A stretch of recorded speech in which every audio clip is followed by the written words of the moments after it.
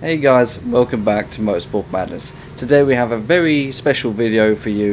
We have another 10-minute video for you, another 10-minute race, but this one is going to be slightly different.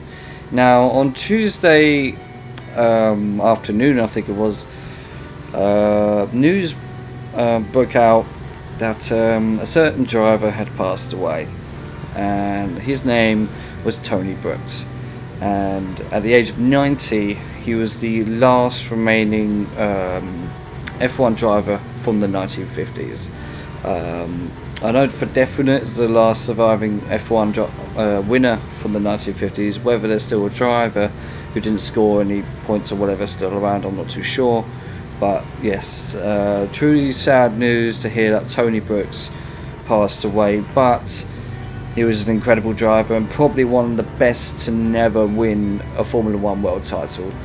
And yeah, he had two opportunities to win it. I think it was 1958 that he finished second, and I think there was another year where he finished third.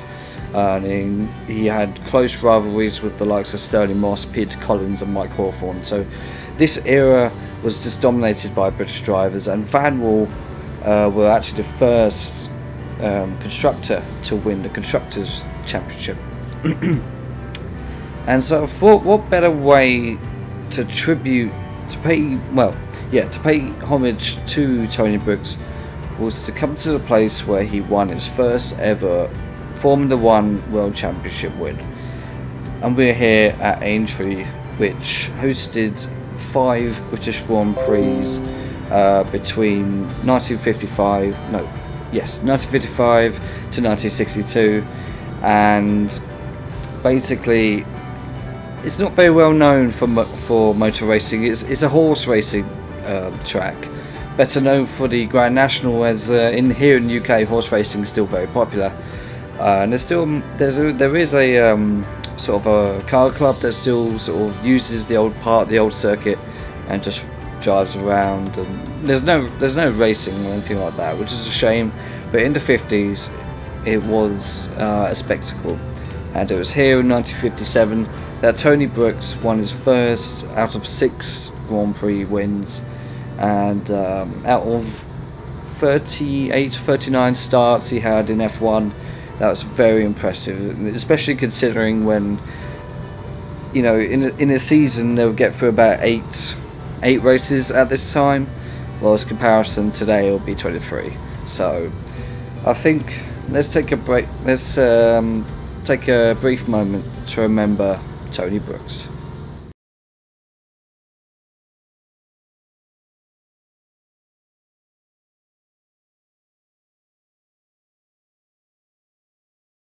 So with that being said, I think we should get on with the race. We have Sterling Moss, I believe, on my left, who starts on pole like he did in 57, and on my right we have Tony Brooks, who started third on that race, but eventually obviously would win in a shared victory with Sterling Moss, as they shared a car. So pretty unique stuff. So I think without too much deliberation, let's get into this. Right then, start with the race. 6 laps we're going to do around Aintree. It's going to take a little bit longer than 10 minutes, but I thought we'll do, and away we go. And I thought we would do 6 laps to represent each win that Tony Brooks had, as he's already stormed into the lead. We've also got 2 other vehicles on the track with us in the on the grid. We have a load of Maserati 250Fs and BRM P25s as well. Now, just because these cars are, you know, fairly slow in comparison, doesn't mean they're not hard to drive, because they really are, especially around a particularly slow circuit like this. It's can easily catch you out.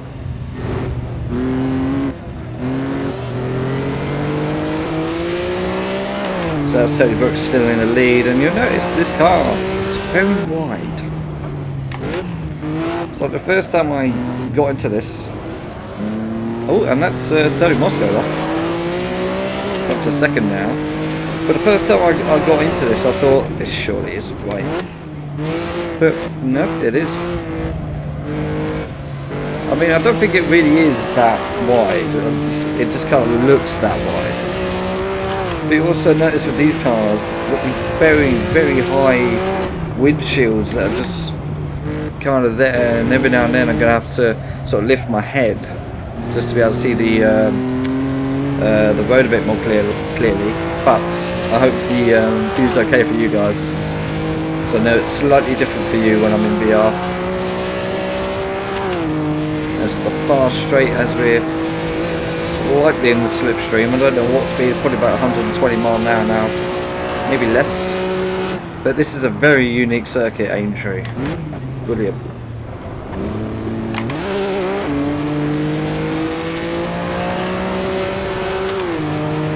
I'm not going to go for the overtake, I'm just going to stay behind him. No reason to risk going for the overtake there. I think this is also the first time I featured 1950s Formula 1 racing on this channel.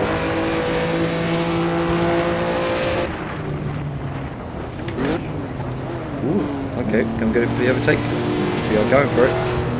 Side by side with Tony Brooks. Wouldn't it be amazing if he did actually win this race? That'd be quite something. That'd be quite special. I like that. I have no idea where the other cars are. Ooh. I can see one behind me. I'm not too sure what car it is.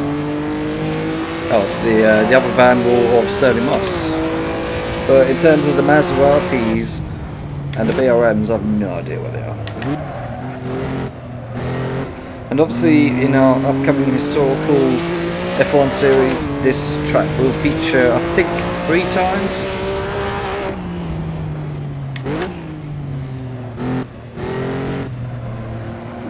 Now imagine taking this car around the Nordschleife as they really did back in the day. It's incredible. I've taken the Lotus 16 around Nordschleife, and that was fun.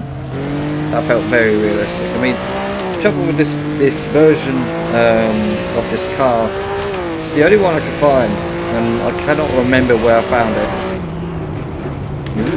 New bumpy. So I can't leave a link in the description purely because I cannot remember where I found this. I got it a long time ago. Can we do it?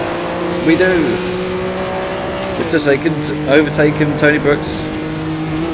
And he's still with me. He's still there.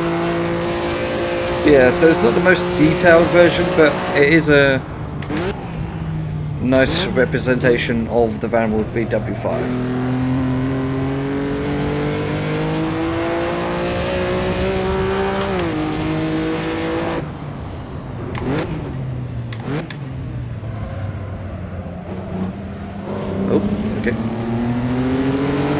Come back at me. So yeah, it's very basic cockpit, but it's got very, very fast speed. Ooh. No. Hold it. Oh god. Okay, it's all gone wrong. It's all gone very wrong. Right, so we're now down to 4th, and for some reason the barriers for the horse racing track didn't stop me. So I don't know who's behind us.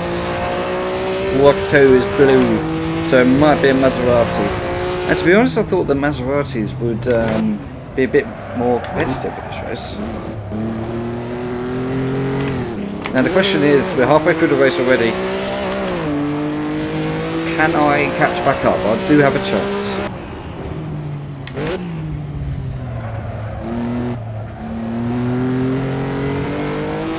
But Tony Brooks is still in the lead, and Sterling Moss is about 6 seconds behind him. So we do have a chance. I think that's another BRM in front of me. Again, it's just you haven't seen this anywhere else, that there's a horse racing track and a racetrack that hosted Formula 1 Grand Prix. That's pretty unique. But like I said, the horse racing circuit is still in use today, but the motor racing circuit, the full circuit, isn't. It's just, you know, you've got houses over there. Imagine living there and seeing all this going on.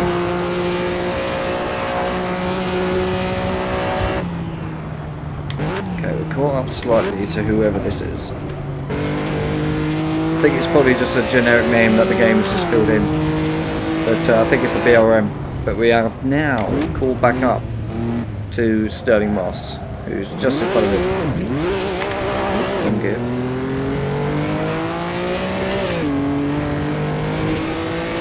I'm having a lot of fun doing this. This is great.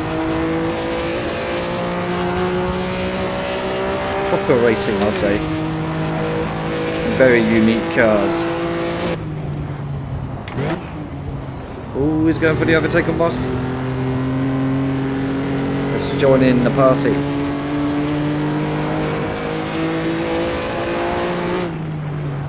Tony Brooks is now 8 seconds in the lead. So even if we do get past these two guys, it's unlikely we will catch up to him. He's way off in the distance there, but just about to see some green haze in the distance. There he goes down there. Let's try and get past these two, and we do. Well, get past. Got past Sterling Moss and got BRM in front of me. Oh dear.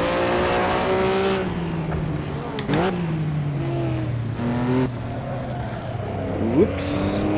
Notice the difference in size between this and that BRM there. It's tiny in comparison to this. It's a baby car.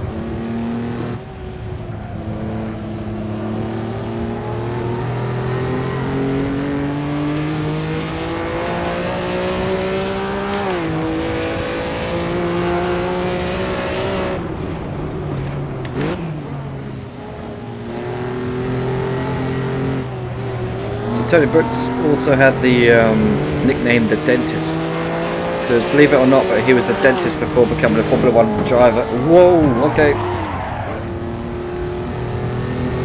Okay. Will I ever go a race without having some sort of crash or collision? I don't know, but I think he's okay. That's Tony Brooks, that's Sterling Moss behind me. Obviously not really him, but yeah.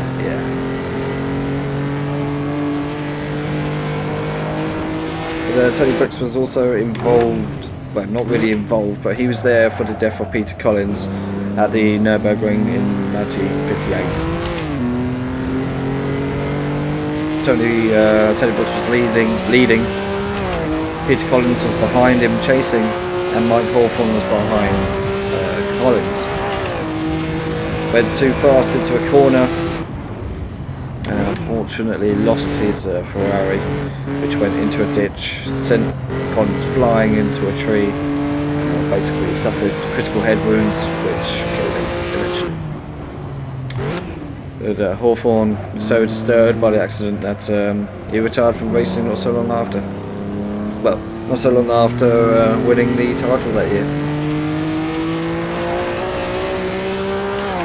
Tony Brooks is all the way over there.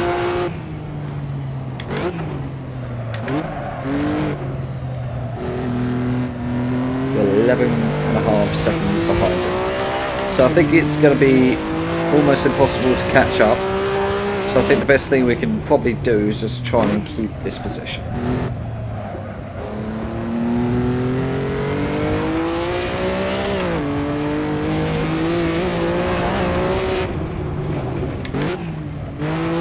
See, Aintree isn't the most interesting circuits at all.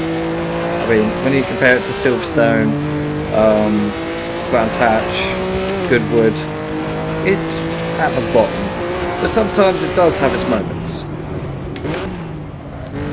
Like this straight here coming up, it's a very impressive straight, and I've done a race here with Lotus 25s and get up to very fast speed down it. And the chicane that's coming up, it's more like just a right-left kink, and you can go through that very fast, but not in this car, not at all.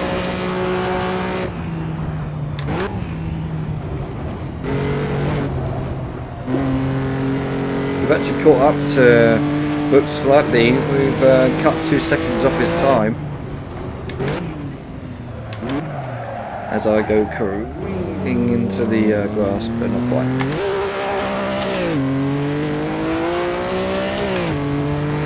So now we're on to the final lap here at Aintree. 6th and final. His last win, I think it was off the top of my head, I cannot remember, but I believe it was the French Grand Prix of 59, because he retired in 1961 after finishing 3rd at Watkins Glen. So he had a very impressive career, and just an amazing life that will always be remembered. And it's annoying that I never got to meet him. But he was still driving these cars right up to a very old age. And I think a driver that deserves more acknowledgement and praise. Because to win in Formula 1 in these days was no easy feat. And to win a championship, or even be close to winning a championship, means you're a very special driver.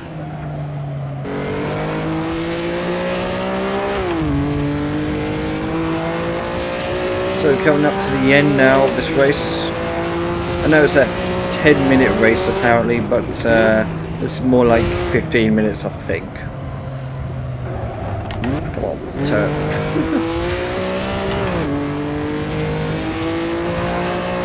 Still only 8.5 seconds off of Brooks. He's just in front. I can just about see him as we go past the houses and the hedges for the horses, for them to jump over during races for the last time.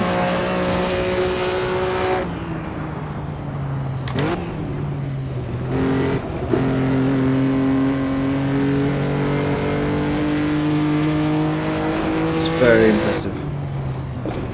I should do this more often. Maybe we should do a race at the Nordschleife in cars like this. That'd be fun. Anyways, we're about to cross the line. We started second and we finished second. We had a couple of hiccups on the way, but that was a very fun race. I enjoyed that. As we slow down, and we're also going to see the cars fly past because we're so close to the trackside here.